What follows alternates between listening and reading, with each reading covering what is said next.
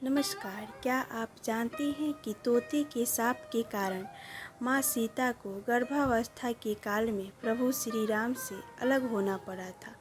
तो चलिए आज हम सुनते हैं माँ सीता और तोते की कहानी। सनातन धर्म के ग्रंथों में बताया गया है कि बुरे कर्मों का फल हमेशा बुरा ही मिलता है, चाहे वह इंसान हो या फिर ईश्वर। इसका एक उदाहरण माता सीता का है, जिसका जिक्र रामायण में किया गया है। दरअसल रामायण कई भाषाओं में लिखी गई है।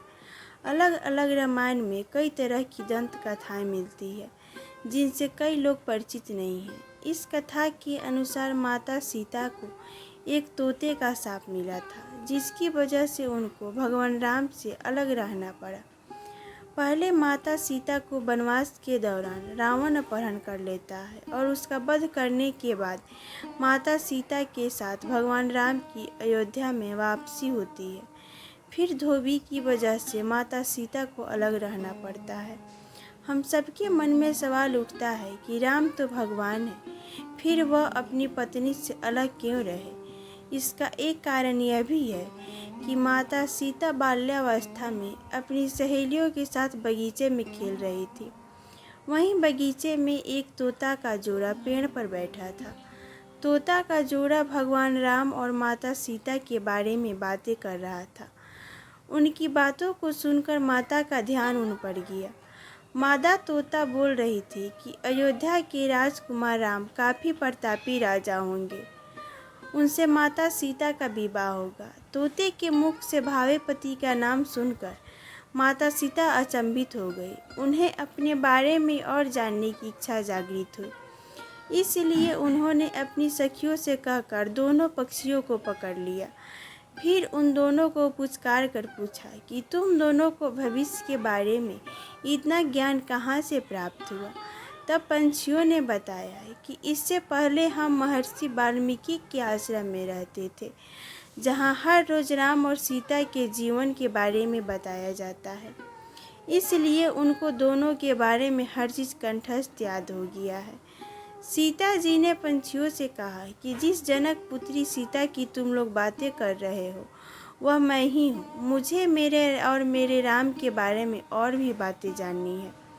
तब नर तोता ने कहा कि हे सीता, आपका विवाह अयोध्या के राजा दशरथ के ज्येष्ठ पुत्र राम के साथ होगा और आपकी जोड़ी तीनों लोकों में सबसे अद्भुत होगी। सीता जी सवाल पूछती रही और दोनों तोता जवाब देते रहे। सीता जी ने कहा कि जब तक मेरा विवाह नहीं हो जाता, तुम दोनों मेरे साथ राजमहल में रहोगे और यहाँ सारी सुख सुविधाएं मिलेगी। सीता जी की बात सुनकर तोता का जोड़ा घबरा गया। तब नर तोता ने कहा, हे जनक पुत्री, हम गगन के पंछी हैं, इसलिए पिंजरे में बंद रहकर हम जीवित नहीं रह पाएंगे। इसलिए आपको हमको आज़ाद कर देना होगा। तोते ने इसके लिए बहुत याचना की। तब सीता जी ने नर तोते को छोड़ दिया, लेकिन मादा तोता को नहीं छोड़ा और कहा कि यह मेरे साथ रहेगी। नर तोता ने कहा कि मेरी पत्नी गर्भवती है, इसलिए ऐसे समय पर उसको जाने दे। हम दोनों एक दूसरे का वियोग सहन नहीं कर सकते, इसलिए आप मेरी पत्नी को जाने दें। लेकिन सीता जी ने उनकी एक न सुनी।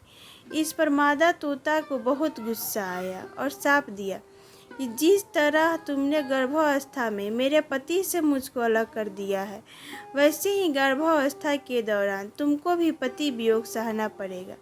इतना कहते ही मादा तोता ने प्राण त्याग दिए। मादा तोता के प्राण त्यागने की कुछ समय बाद नर तोता के पत्नी के वियोग में प्राण चले गए। इससे माता सीता को बहुत दुख हुआ, लेकिन तब तक बहुत देर हो चुकी थी। बताया जाता है कि अगले जन्म में तोता वही धोबी था जिसने माता सीता के चरित्र पर अंगुली उठाई थी, जिसके बाद भगवान राम ने सीता का गर्भावस्था के दौरान त्याग कर दिया।